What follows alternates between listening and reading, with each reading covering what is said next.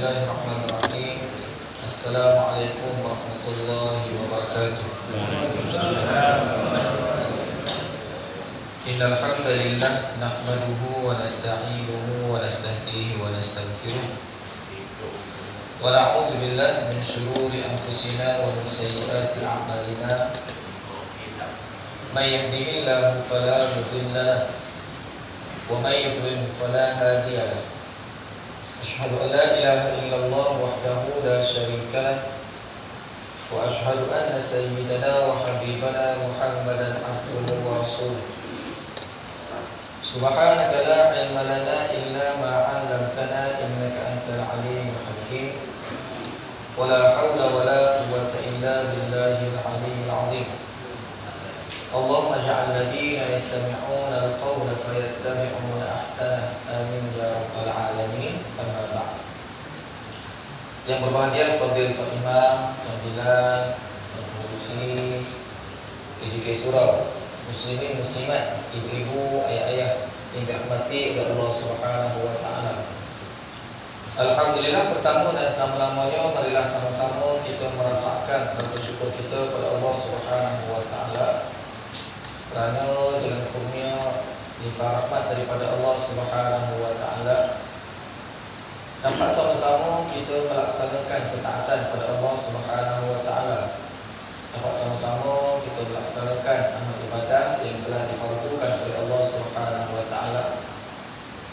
Moga keadaan kita sebagai hamba Allah taala senantiasa istiqamah dengan amal ibadah yang kita laksanakan, supaya dapat kita bawa ianya sebagai bekalan untuk dipersembahkan kepada Allah Subhanahu wa taala di akhirat kelak insya-Allah.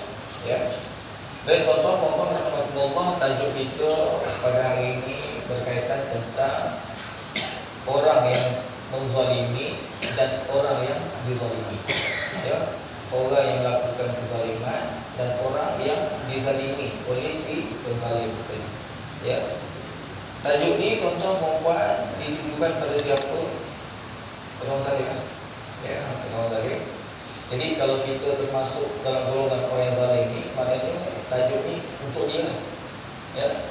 Dan juga untuk mereka yang dizalimi. Kalau kita rasa kita dizalimi, maka tajuk ni untuk itu. Ya. Kalau kita rasa kita bukan orang yang melakukan kezaliman dan juga kita juga bukan orang yang dizalimi, tengah-tengah. Walaupun tengah-tengah ni pun tajuk ni pun untuk dia juga. Ya, tengok dekat mana dia cenderung. Dia tak rasa dizalimi, dia juga tak rasa dia menzalimi, tapi di mana kecenderungan diri dia ataupun untuk dia. Ya. Ala kulli hal, semua di antara kita, termasuk saya juga, terlibat dengan tajuk ni. Ya, jadi tajuk ni tajuk umum lah yang kita katakan. Ya. Baik, tamunya ibu-ibu, ayah-ayah rahmatullah, kita kena ingat firman Allah Subhanahu wa taala.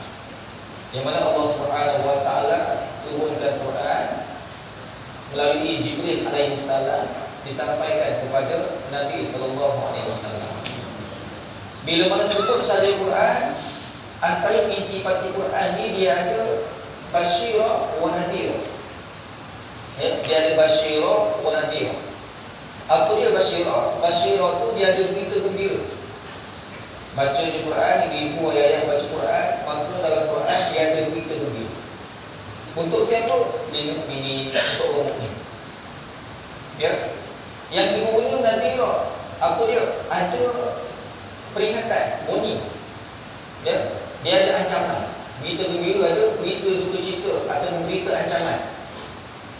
Pada siapa? Pada orang yang melakukan lima aksi, melakukan maksiat. Siapa dia? Ramai. Antara orang fasik, orang munafik, orang zalim, orang kufur, lima aksi. Jadi pada orang yang mukmin tadi tu, apa yang dia baca intipati daripada kitab Allah Subhanahu wa taala itu merupakan perkhabaran gembira untuk diri. Dia seronok, orang mukmin seronok. Bagi orang yang melakukan maksiat kepada Allah Subhanahu wa taala, mereka baca Quran, ada di antara mereka baca Quran. Ada di antara golongan munafik dan juga baca Quran. Tapi baca Quran tu tidak sampai melekat dalam hati, tak besar dalam diri. Ya. Jadi antaranya firman Allah Subhanahu wa taala yang saya baca berkaitan tentang tajuk kita ni.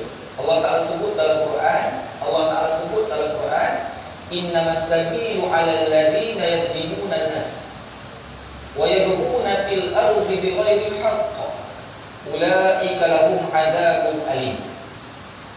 Kata Allah Subhanahu wa taala, innamas sabilu 'alal ladzina yadhlimuna an-nas, orang yang melakukan kezaliman pada manusia, ya, jalan-jalan, ya, jadi tipu hela ataupun strategi orang-orang yang melakukan kezaliman pada manusia ni, wayabun, mereka ni rasa diri mereka bermaharaja lagi, dia rasa dunia ni dia punya.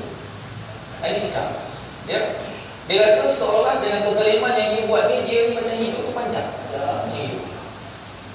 Kalau diberikan jawatan, dia merasa seolah-olah jawatan yang ada pada diri dia tu kekal sampai bila-bila, sampai mati dia kekal. Ya. Jadi sifat orang yang melakukan kezaliman, pertama kata Allah Subhanahu wa taala, wayabun. Dia rasa dia ni bermaharaja dia, rasa raja lah dia ni.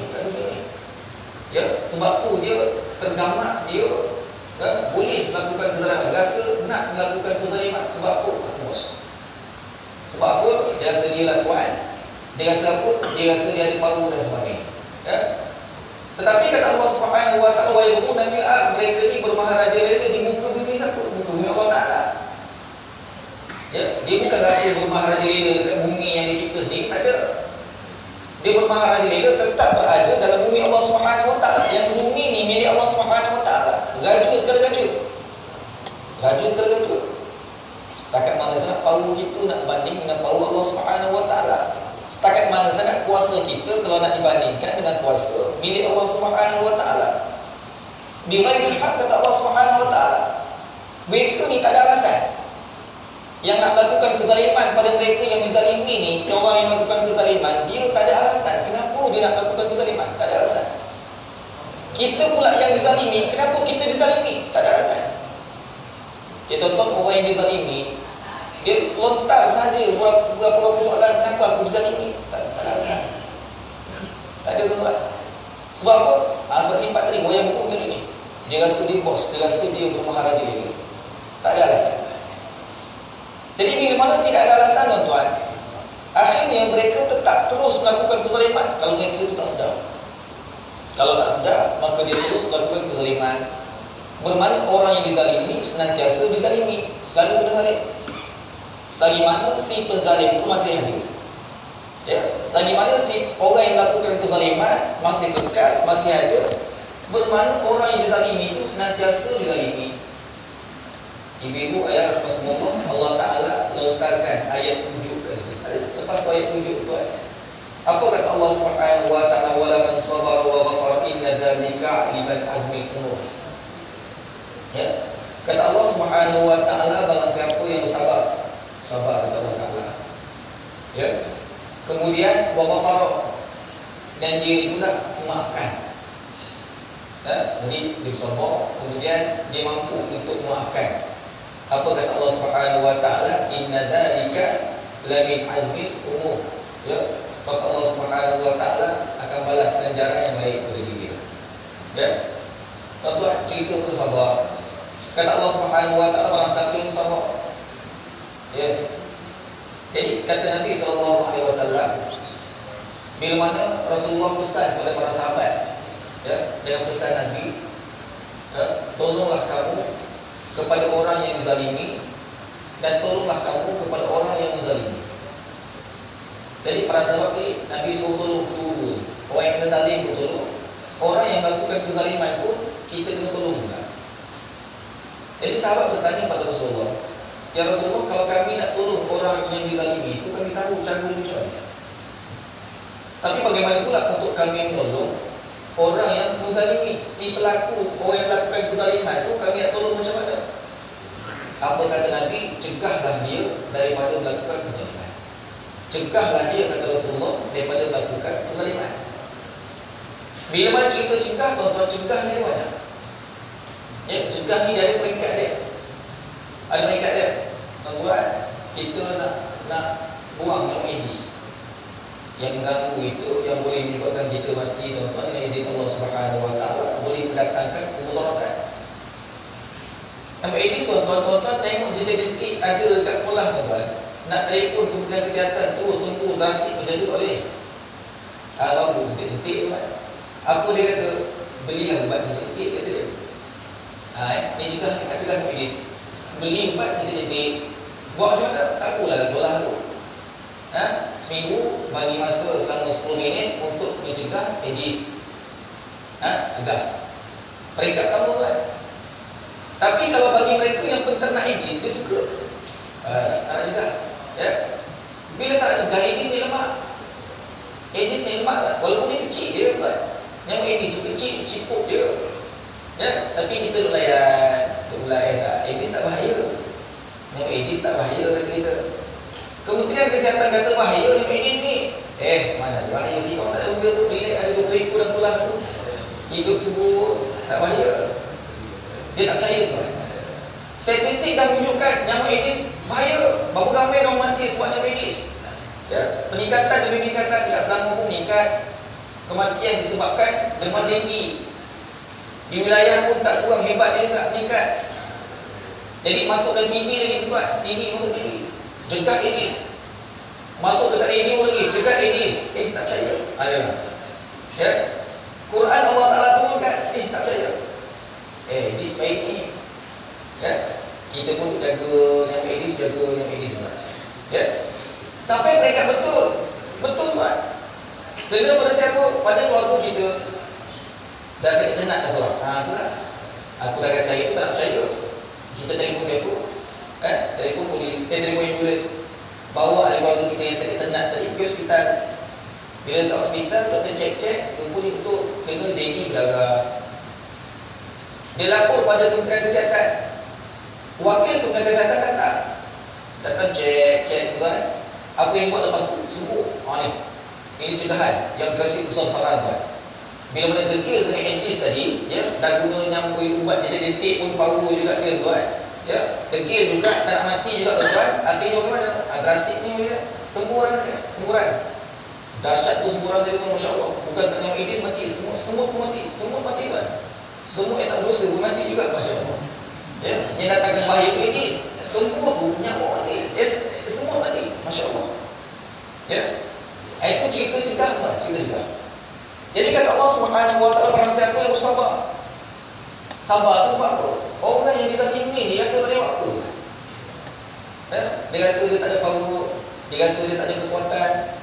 Nak lawan pun setakat taruhan sangat. Kita orang kampung nak lawan pun kita orang pandang kita ni tak ada jawatan tuan. Ya, nak lawan pun setakat mana sangat. Masya-Allah, takut dia ambil tindakan pula. Macam mana anak bini? Ya. Akhir dalam pintasnya pun dia sabar je. Sabar pun tuan, sabar pun ada peringkat juga sabar.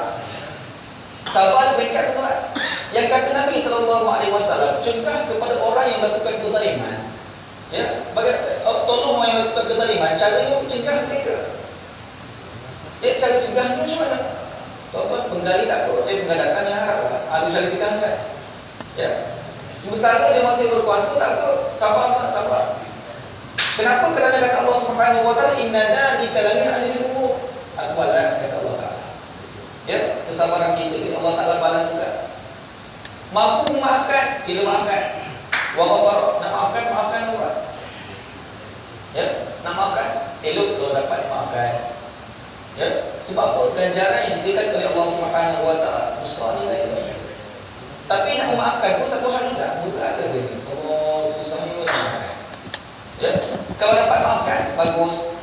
Tak dapat maafkan, di akhirat Allah Subhanahu wa taala kita boleh tuntut. Hal yang sama. Ya, dekat akhirat nanti kita boleh tuntut orang yang nak maafkan. Kalau maafkan, pahala dia dapat besar, banyak pahala. Kalau tak nak maafkan, dekat akhirat kita akan tuntut daripada orang yang melakukan kezaliman kepada kita. Masya-Allah. Ya. Jadi Allah Subhanahu wa taala suruh sabar. Sabar yang ada pada hari ini bagaimana? Sabar yang ada pada hari ini, ibu-ibu, ayah-ayah, tetap kita tetap dizalimi juga. Sabar yang masuk mengadu itu pada Allah Subhanahu wa taala. Bantahan dah dibuat, bantahan dah dibuat, tegahan dah dibuat, memorandum dah dibuat, kemudian perhimpunan pun dah buat, macam-macam dah buat. Tindakan tak ada apa pun. Yang kedua, kita juga. Yang kita bayar lebih, kita juga buat. Jadi, macam mana? Sabar. Sabar dengan cara apa? Rujuk pada Allah Subhanahu Wa Taala. Jangan sampai ibu-ibu ayah dengan ujian yang Allah Subhanahu Wa Taala sedang uji kita pada hari ini. Kemiskinan, kita semakin miskin. Rata pendapatan Malaysia kita bawah RM4,000. Rata isi rumah bawah RM4,000. Kita di tahap kemiskinan. Ya. RM4,000 kalau gaji RM4,000 isi rumah tuan, beli tu beli ni, dia tolak cukai tu tolak cukai ni, berapa bersih tinggal? Sikit sangat. Miskin dia tuan. Jangan sampai kita menjadi orang miskin yang lupakan Allah Subhanahu Wa Taala. Sabar itu. Solat tetap laksanakan juga. Ya. Zakat ada, bayar juga. Ada tabung lalu sedekah. Ada tabung tak dalam dia? Ada. Ya belum dah. Dia baru rumah ni tak panas ni. Tabung yang lalu sedekah tak. Duit tak ada tak apa, bayar juga. Bagi juga.